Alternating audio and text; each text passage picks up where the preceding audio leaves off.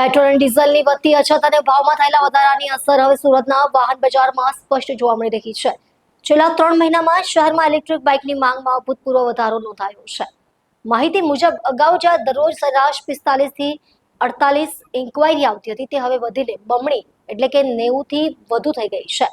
પરિણામે મહિને ઇલેક્ટ્રિક વાહનના વેચાણમાં પણ ડબલ ઉછાળો નોંધાયો છે.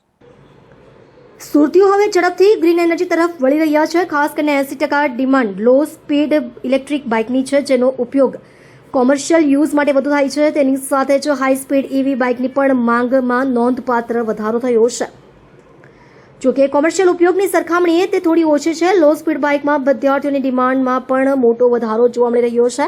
નિષ્ણાતોના મતે વડાપ્રધાન નરેન્દ્ર મોદીના ઇલેક્ટ્રિક વાહનોને અપનાવવાના આહવાન બાદ જનજાગૃતિ વધી છે અને પેટ્રોલ ડીઝલના વધતા ભાવે લોકોને ઈવી બાઇક ખરીદવા માટે પ્રેરિત કર્યા છે.